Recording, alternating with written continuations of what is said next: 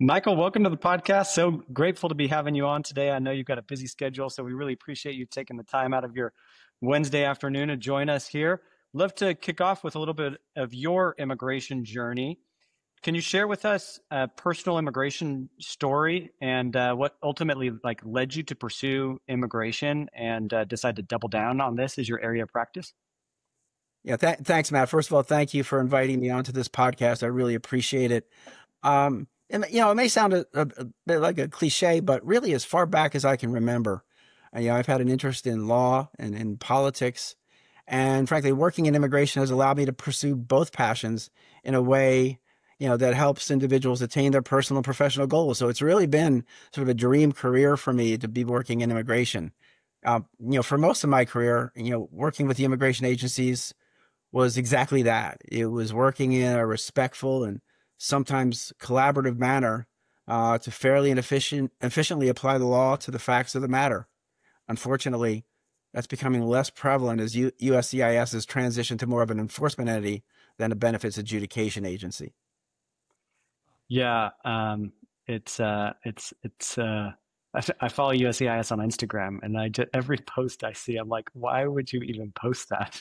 And these stories that we're hearing. But I'm glad that the immigration bar is rallying together, and the community is doing amazing work in a difficult environment right now. Um, tell us a little bit about your journey going to law school, and did you ever consider other areas to work in, or was it immigration from day one? Back when I was in law school, immigration wasn't quite the field of law that it is today.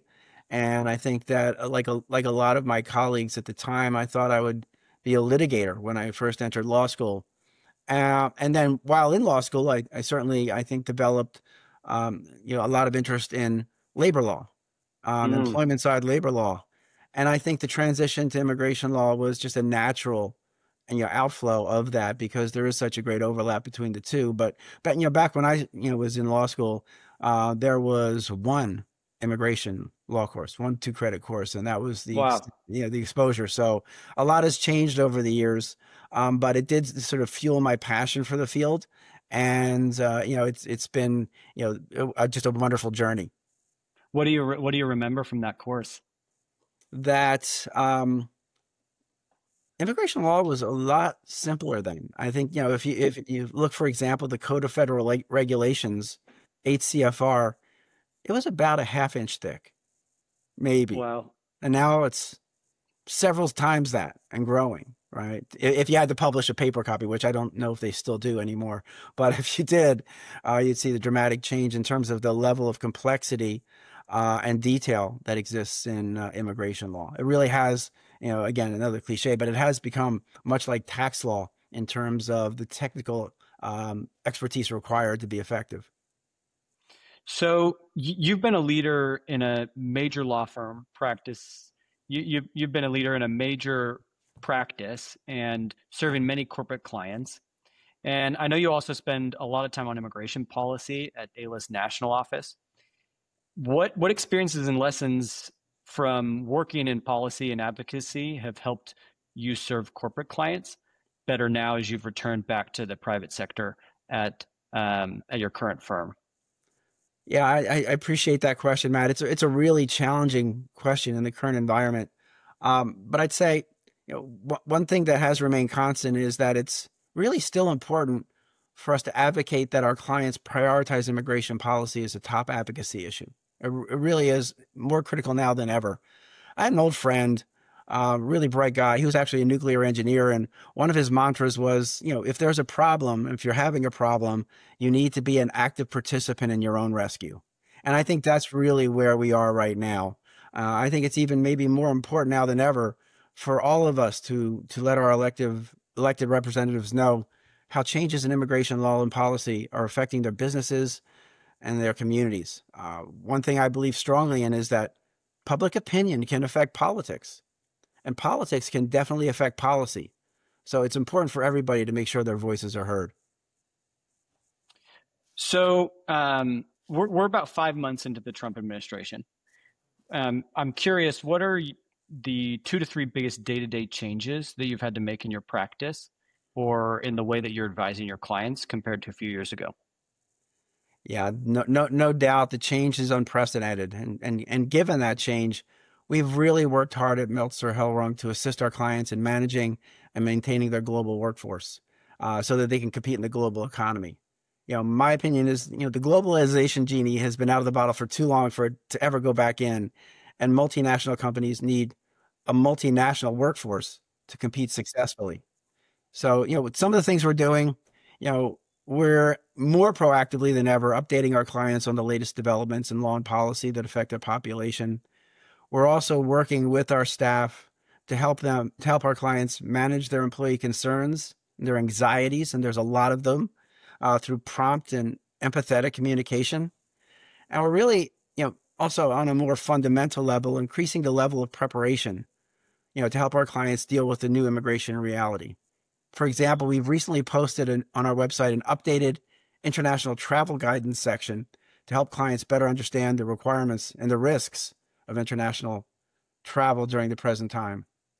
I think, you mentioned AILA, and I want to just, talk about that for a second. From a policy perspective, one huge change that we're seeing is the diminished level of communication between DHS leadership and the immigration bar.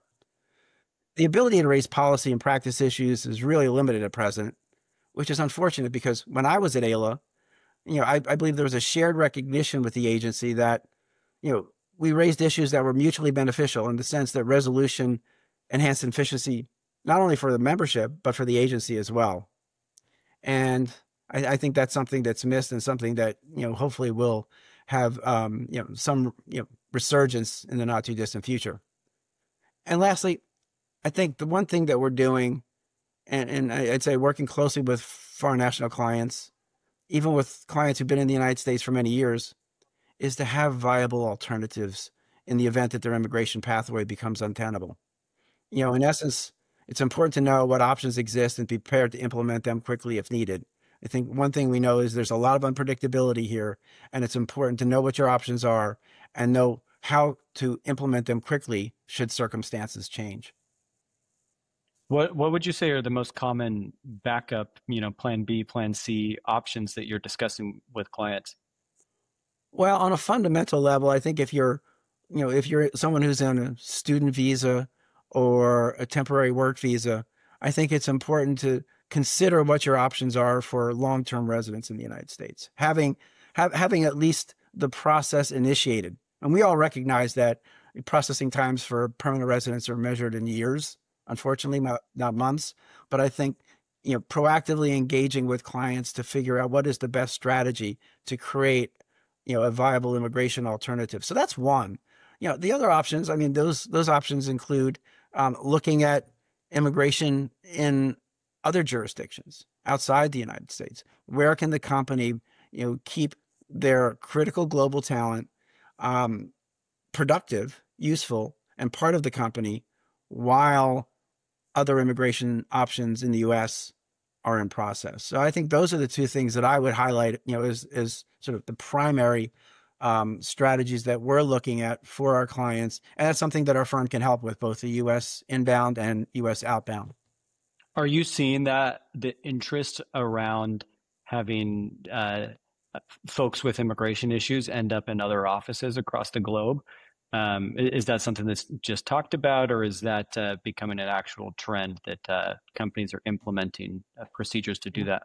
That's a good question. I think it's something that's actually been, prevalent in our industry for years now with respect to the H-1B cap, for example. So if you're not selecting the H-1B cap, clients have been considering what their non-U.S. options for probably a decade or so now. So I think the best way to describe it, Matt, is that it's the best option available when there are no other better options. There's really aren't, a lot of options for foreign students. And, if you can't find a U.S. visa that works for them, it's looking at other options in other countries that keep them connected to the company, keep their talent associated with the business, are then viable. So something we're seeing a lot more of in the Trump administration than we saw in the Biden administration, and I think more of in this in Trump 2.0 than we saw in Trump 1.0 is last minute changes and surprise policy shifts around immigration.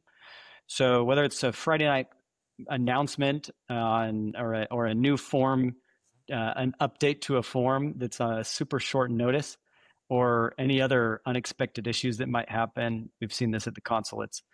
Um, Curious, when a disruption like this happens at your firm, how do you balance the influx of client inquiries while still keeping cases moving forward for all of your existing clients that you're doing casework for? Another great question because it's a constant challenge. Actually, that is a big part of my role at Meltzer Hellrung, which is providing updates and guidance to our clients and our professional team on the seemingly endless stream of changes coming from the immigration agencies. And we provide all of our clients with specific metrics for case preparation and inquiry response. So it's really critical that we have access to the latest information and analyze the changes as soon as possible.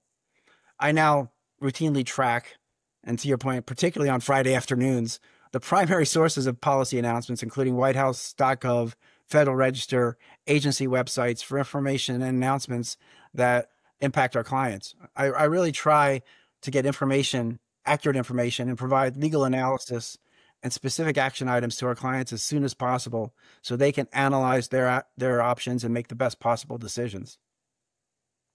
So are you're like on your phone and you get the email that, hey, here's something that came out. Do you have to, get to your desk and open your laptop right in that moment and start writing up a blog, or what It's does it look like in practice? it's a really a skill that I developed and honed while at AILA, because those are primary responsibilities for people in the government relations department at AILA, and it's something I've carried forward just to keep an eye on the key, sort of conduits of information.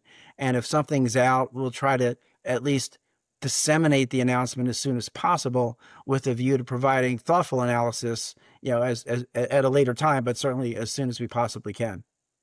It's one of the difficult things about being a lawyer, especially in a practice area that is always evolving, because you don't ever want to have moments where the client comes to you and says, "Hey, I saw XYZ," or this, that, and the other. Like, what do you have to say about this? And the, you can't know everything about everything, and it's I think often the answer is I need to look into that. But it's always best to be prepared with an answer.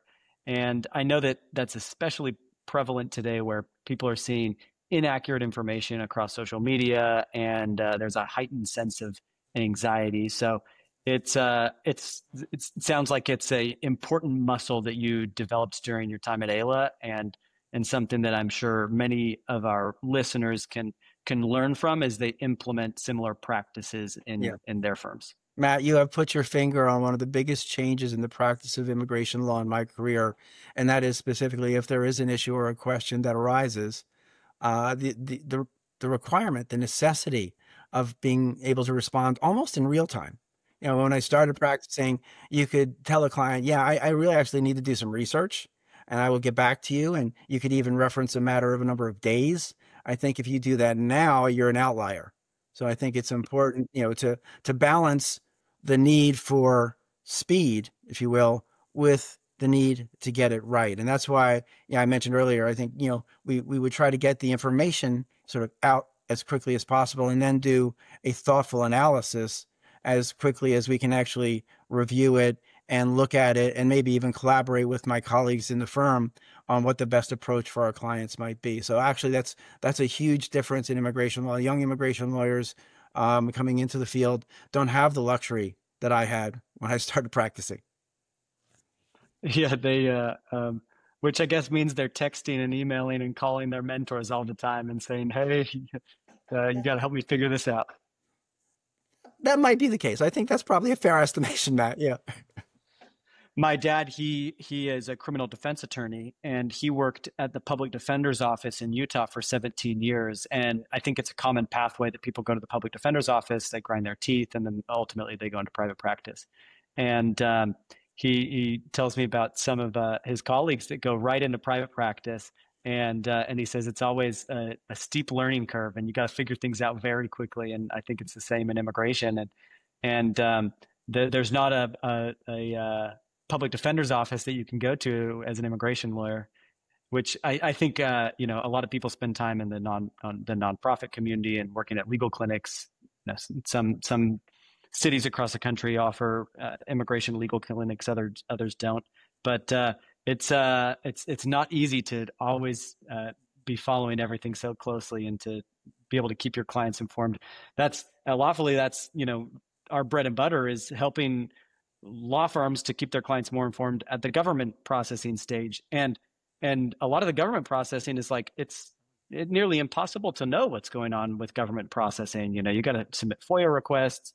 You have your own anecdotal information based on what you're seeing with your own cases. But some firms, you know, they might be expanding into a case area that they haven't done before, and so they don't know all the information around processing. So it's something we think a lot about, and that we're trying to build product around, offering more insight and transparency, so lawyers can feel more prepared as they're going into some of those difficult conversations with clients. No, I think that's great. I think what you're doing is really commendable. I think, you know, for most of my career, most of my clients have been concerned about, you know, consistent application of the rules, predictability and outcomes. And you're really addressing that second part and trying to find some predictive function so that clients can have a better idea whether what they're doing is going to work or not.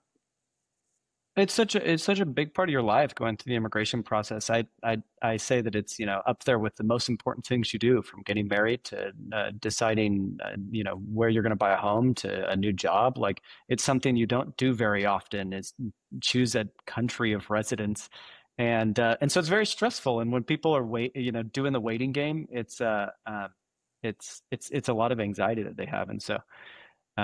I guess we're all doing our best to try and make it a little less anxious. So there's only so much that lawyers can do when it comes to these disruptions that that the government creates when it comes to the waiting game and other things.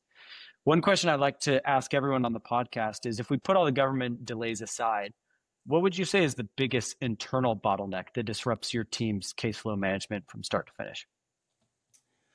Yeah, man, I think, you know, our firm is, I don't want to say it's unique, but it's relatively uncommon in that over the last several years, we've leveraged the proprietary technology for simplifying and streamlining case processing. So we're really pretty happy that it's effective and that it works to keep our caseworkers and our lawyers and our paralegals pretty efficient. But I would say, you know, there's a major challenge when the government changes forms or processes with little or no notice. And having to rush to implement new forms and procedures, you know, make sure that we're not filing any outdated forms or not filing under outdated rules is real. I mean, it's a challenge for all immigration lawyers, frankly, but that does have impact on, you know, our tech. So I think that would be the one thing I would highlight. The other thing I would highlight, it's not so much of a tech issue as it is a professional resources issue. You know, we're dealing with a lot of change, a lot of additional requirements imposed by, you know, the government agencies. At the same time, as a firm, we're growing significantly, both in terms of clients and surges in activity by existing clients, and finding the best professionals to meet our SLAs, to manage our caseflow processes from initiation to approval. It's really an ongoing challenge. It's something that, you know, even before I started Meltzer Hellrung was a challenge, but I think that's the challenge of growth and dynamism in a changing landscape is really, I think, one of our biggest challenges. And what are some of the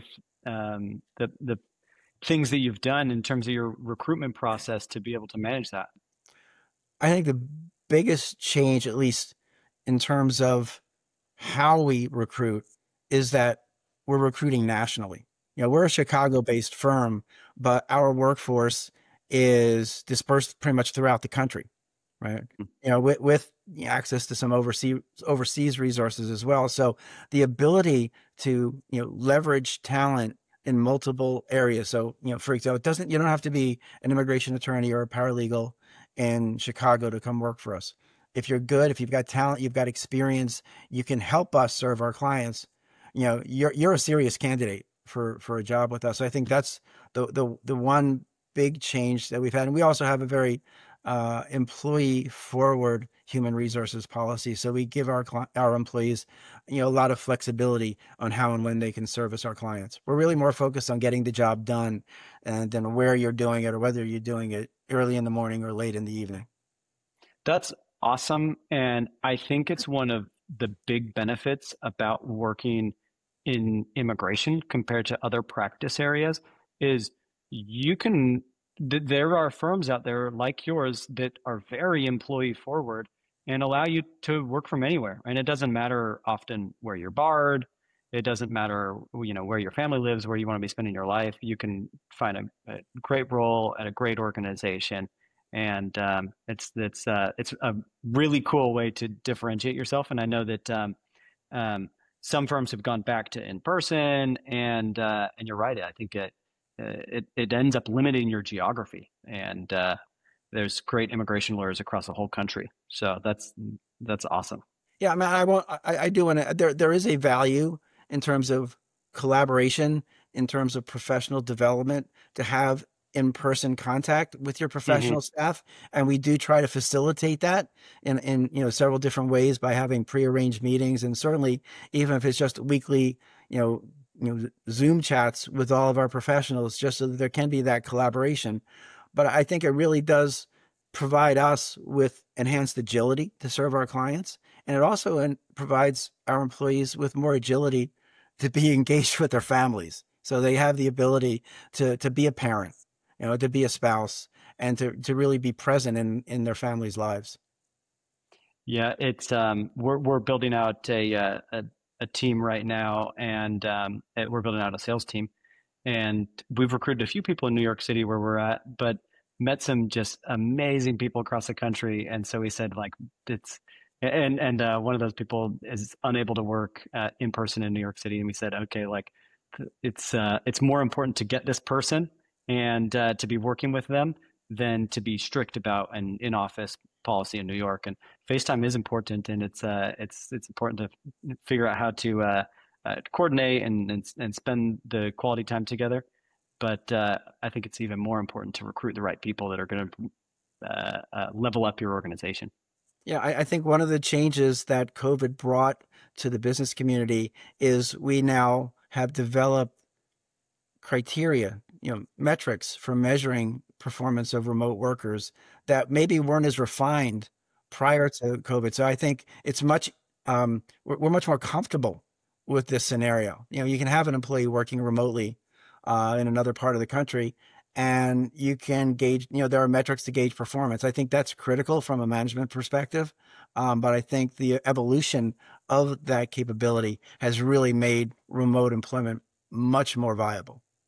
Hmm. So I'm curious, we've talked a little bit about efficiency initiatives. You talked a little bit about tech, about uh, your employee dynamics here. Tell me about another efficiency initiative that you have implemented, whether it's a technology tool, a process change, or an organizational tweak that has really stuck and had a positive difference on case flow management. Yeah, another great question. I think one thing that we're really excited about and something that's really in an ongoing development stage right now is how we're leveraging AI. Both Chat GPT and other AI initiatives that we're looking at very seriously to improve the quality and the efficiency of services provided to our clients. So I think that's something that is a work in progress, but really something that we're moving, aggressively to find ways to best implement. So I think that's sort of the first one. I think on maybe a more technical level, one of the things that we've been focusing on is enhancing the ability of our teams to create customized case documents for our clients and our case workflows, and allowing them to better adapt some of our systems and some of our existing formats to our clients' needs. So again, it goes back to that theme of being agile and responsive to our clients and creating the ability to take our system and make it work for all different kinds of clients of different sizes and different industries. So on the flip side of that, what's one efficiency idea or initiative that you've tried to implement, but it ultimately flopped? And why do you think it didn't work out? So I'm gonna have to give you a qualification here. I've only been with the firm for a little over 3 months, so I don't have a lot of context. But I will say, spinning this maybe into a little bit more of a positive frame, I think one of the efficiency initiatives that we're really currently discussing is in connection with enhancing some of our client reporting features so that they're more responsive and relevant to our clients' needs. Rather than being data, right? We're trying to be more analytical and trying to find ways to make our reporting really answer the key questions that our clients are looking for. So things like dashboards, things like highlighting matters, in terms of urgency, right? So we're looking for different ways to make our clients' ability to analyze their role and our role a little bit more straightforward. What would you say are the most important things that your corporate clients are looking for? What do they want to measure most? I mean, I think in addition to sort of the basics about our metrics, they're really interested, and we can maybe touch upon this a little later on, but I think they're really interested in understanding how long it's going to take, what are the challenges that we're going to face, and what are the likely outcomes of a particular matter. I mean, so again, these are things that are not relatively new factors, but I think given all of the changes and all of the challenges that we're currently experiencing, they're becoming even more important. Hmm. Hmm. Yeah, definitely something we think about in terms of the government stages and case processing.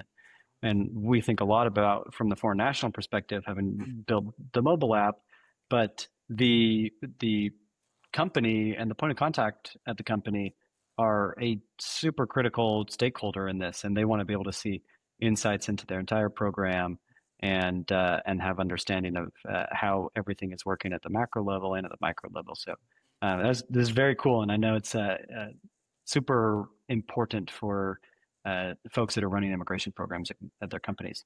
Yeah, actually having the ability not just to provide the data, but to provide analytics around the data, I think it's essential. It's not an option. It's really got to be a given right now. And talking about AI and your implementation of AI, I think the firms that implement more customized experiences for their clients, whether it's the HR client or the individual foreign national, it's going to be a paradigm shift because how powerful is that when you log into your portal or whatever ecosystem you're working with your firm, and then it's a more custom bespoke experience using AI. That's likely how things are going to evolve, and I think the firms that implement the AI are going to see higher retention, higher referrals, and will likely be more profitable in their Yeah. approach. Yeah, and I think well said. I think the future of AI in immigration law, it's going to become an imperative for any practitioner who really wants to not only survive but excel. And that's something we're definitely thinking about a lot at Lawfully Pro and at Lawfully with our building out of Lawfully Pro. So if anyone in the audience wants to talk more about data, about what it means to implement AI in your practice, definitely reach out to us. So a fun one to end it, Michael. If you could snap your fingers and create one brand new technology tool to improve your firm's case flow efficiency, what would it be?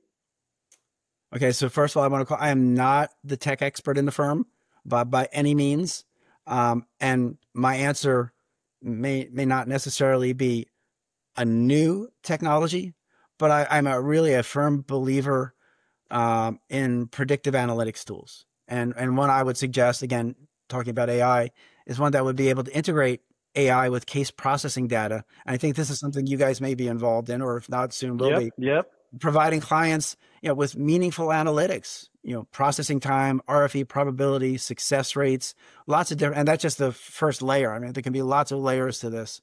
Dang, Again, that's too good of an answer. You snapping your fingers worked. It's well, coming. It's coming soon. yeah, again, I didn't think this was necessarily a new concept, but I think it's one now as AI has become more mature And I think as access to data has become more broad, because actually there are two real important parts to it. It's having the AI capability, but it's really having the resource, the data that allows AI to analyze it and give a client, well, your probability of success on this case is 75%. Your probability of an RFE is maybe more than that.